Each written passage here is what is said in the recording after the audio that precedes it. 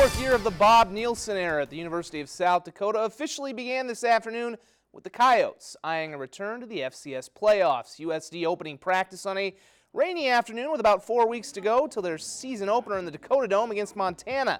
After making the second round of the FCS playoffs in 2017, a younger Coyote team fell back to 4-7 last season. This year's team brings a lot of starters back, most notably their quarterback, Austin Simmons, on offense, and All-American defensive lineman Darren Greenfield.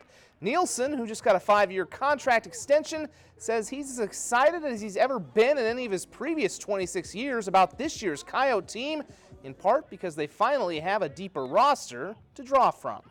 You know, I like the depth in our O and defensive lines, which has been a problem for us the last couple of years.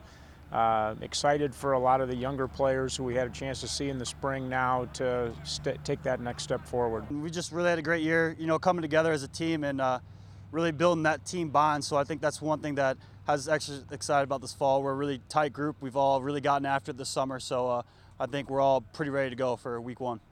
And they'll have to be to face a challenging non-conference schedule. After the opener with Montana, USD heads to defending Big 12 champion Oklahoma. They also have a road game at Northern Colorado. 1 week after Renner won the State A Legion tournament in Mitchell, it's time to crown a champion at the State B tournament in Lenox. Redfield and Tabor opening things up this morning, and Redfield got started early in the first inning. Peyton Osborne hits a big chopper off the plate. That's a tough play, and he beats out the throw. Bennett Osborne will come on home to score, and Redfield takes a 1-0 lead.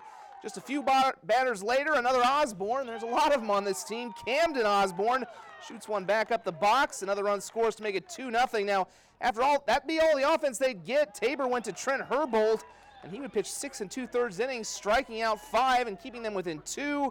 However, the man of steel on the mound was Redfield's Bennett Osborne. He pitches a complete game with 4 punch-outs as Tabor gets the win by a final of 2-0.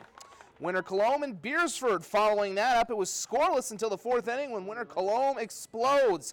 Leighton Thyman drops a single into left field. That'll bring home a runner from second. They'd tack on another after an error, and it's 2-0 over Beersford. Still in the frame, Winter Cologne not done yet as Jordan Brun comes to the plate.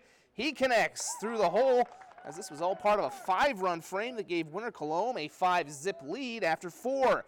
Same score into the 6th inning. They're looking to tack on a few more, and they do that off the bat of Oscar Pravacek.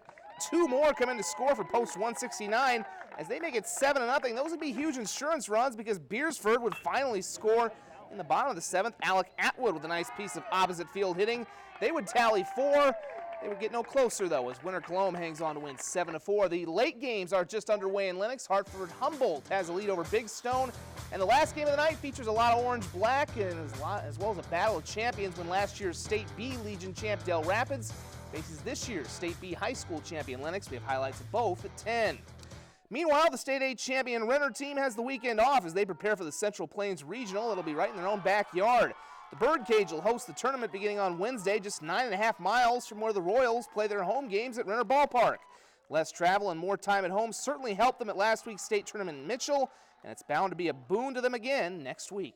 This is the first year in 3 years we've been able to sleep in our own beds for the state tournament, and it was a big advantage this year. You know, they got to go back home and, you know, be familiar, get their home cooked meals, and so getting to play the Central Plains in Sioux Falls is going to be another great advantage. Renner will get to face the Wisconsin state champion Oshkosh on Wednesday at 4 in the Birdcage. Also, Sioux Falls West gets into the tournament by being the host. They'll get the Minnesota State runner-up that tournament concluding this week. We're back in 1 moment.